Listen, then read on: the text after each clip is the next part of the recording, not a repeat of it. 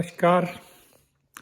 29 दिसंबर 2022 साल का आखिरी सप्ताह।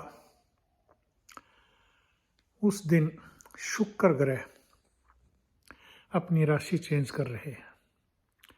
शुक्र ग्रह जिनको कि ब्रह्मांड में क्वीन यानी रानी का दर्जा दिया गया है, वो अपनी राशि चेंज कर रहे हैं और वो धनु राशि से मकर राशि में चले जाएंगे। और मकर राशि में पहले से ही वहाँ बुध और शनि संचार कर रहे हैं और मकर राशि शुक्र के अपने मित्र की राशि है।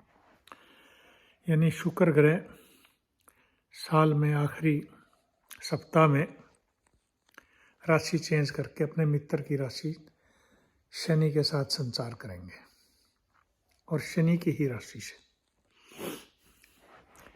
चलिए अब मैं बात करूं कि शुक्र ग्रह जिनसे सारे सुखों की प्राप्ति होती है, जिनसे सारे लग्जरी की प्राप्ति होती है, जिनसे सारी क्रिएटिविटी होती है आपकी, चाहे वो फिल्म इंडस्ट्री है, चाहे वो जितने भी सुख आराम भोग के साधन है, ट्रांसपोर्ट, गाड़ियाँ, बड़ी बड़ी हवाई जहाज, जो भी हैं सुख के साधन संसार के, सब शुक्र ग्रह से प्रभावित होते हैं।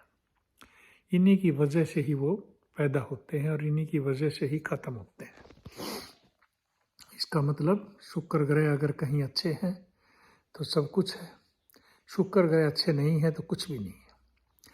तो शुक्र ग्रह का मकर राशि में संचार करना, अपने मित्र की राशि में संचार करना, साल के आखिर में 2022 को अलविदा कहने से पहले शुक्र ग्रह अपना प्रभाव दिखा के जाना चाहते हैं।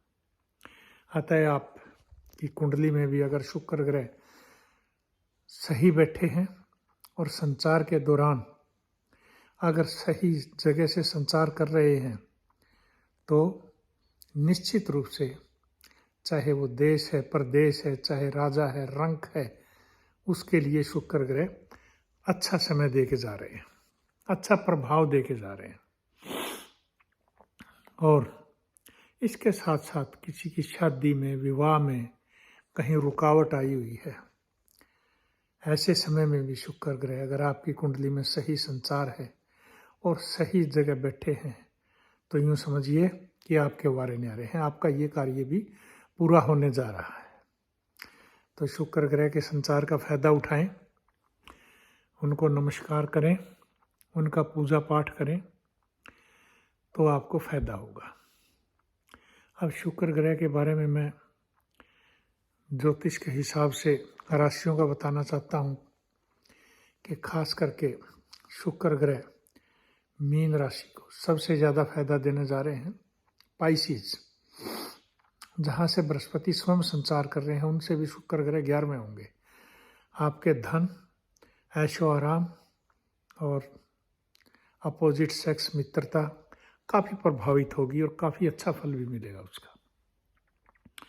इसी तरह से मैं बताना चाहता हूँ कि कन्या राशि के जातकों का अगर आप कहीं live in relation, love affairs में कोई शादी विवाह का चक्कर भी है तो आपको ये यहाँ भी फायदा देंगे। इसके साथ साथ शुक्र ग्रह अगर कहीं आपकी शादी विवाह में रुकावट है तो वो कर्क राशि के जातकों के लिए खास करके मैं बताना चाहता हूँ, ये समय बहुत अच्छा है आपके शादी विवाह के लिए, आप फायदा उठाएं।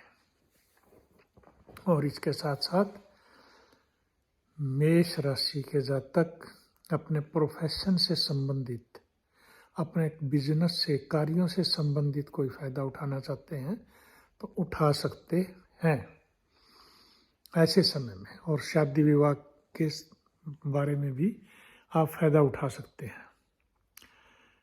और आपका कहीं पे धन रुका हुआ है, कहीं परेशानी आ रही है तो मैं बताना चाहता हूँ कि कुंभ राशि के जातकों के लिए ये समय बहुत अच्छा है।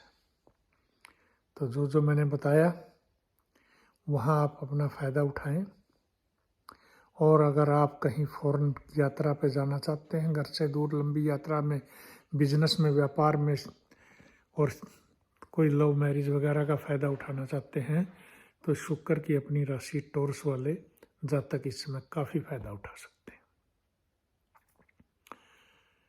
इसी तरह से अगर आप कोई बड़ी गाड़ी खरीदना चाहते हैं, घर मकान वगैरह में पैसा लगाना चाहते हैं, ये साल के आखिरी शुक्र ग्रह का फ़ायदा उठा के, तो मैं खास करके तुला राशि के जातक जो कि शुक्र की अपनी राशि है, उनके लिए बहुत शुभ समय है ये।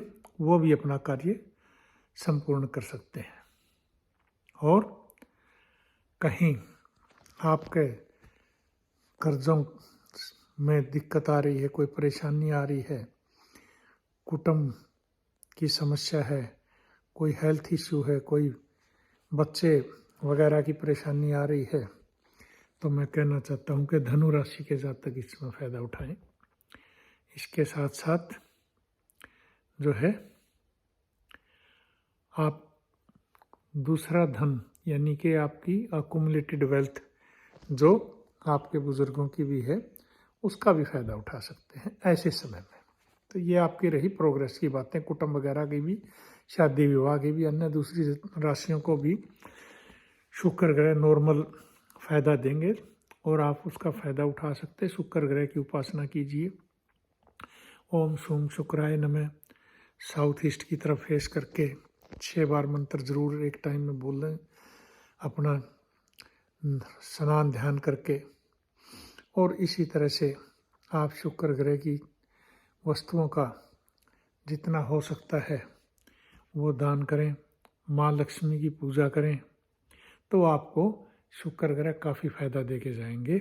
इस दौरान जाते हुए साल का, मैं बार बार बता रहा हूँ आपको, आप फ़ायदा उठाएंगे तो आने वाला साल आपके लिए शुभ ही होगा शुक्र ग्रह के आशीर्वाद से। और इसके साथ साथ आप जितना कोशिश हो सकता है, जितनी भी कोशिश हो, तो माँ लक्ष्मी की पूजा फूल चढ़ाकर, खीर बनाकर और खीर में मिश्री डालकर माँ लक्ष्मी को अर्पण करें, तो उससे आप फ़ायदा उठा सकते हैं उनके आशीर्वाद से। तो ये बात थी शुक्र ग्रह के संचार के बारे में जो मैंने आपको बताई। जाते हुए साल में कोशिश करें, फ़ायदा उठाएं, आपकी शादी विवाह की रुकावट दूर होगी, कर्ज़ों से मुक्ति मिलेगी। और इसके साथ साथ अगर आपका बिजनेस व्यापार में कहीं दिक्कत आ रही है, नौकरी में दिक्कत आ रही है, तो जब शुक्र ग्रह का संचार शुभ है और आपकी कुंडली में भी शुभ है तो फ़ायदा उठाइए। अगर कुंडली शुभ नहीं है तो किसी ज्योतिषी को दिखाकर, उनसे अच्छे ज्योतिषी से परामर्श लेकर आप फ़ायदा उठा सकते हैं। और अगर आप कहीं फॉरेन में बैठे हैं, विदेश में, तो भी आप शुक्र ग्रह का फ़ायदा उठा सकते हैं, क्योंकि शुक्र ग्रह शनि के साथ भी संचार कर रहे हैं। तो ऐसे समय में आप विदेश से भी फ़ायदा उठा सकते हैं। और उनका बुध ग्रह के साथ भी संचार चल रहा है, यानी कि जिसका फ़ायदा आपको मिल सकता है। तो इसी के साथ यहाँ समाप्त करता हूँ। नमस्कार, धन्यवाद।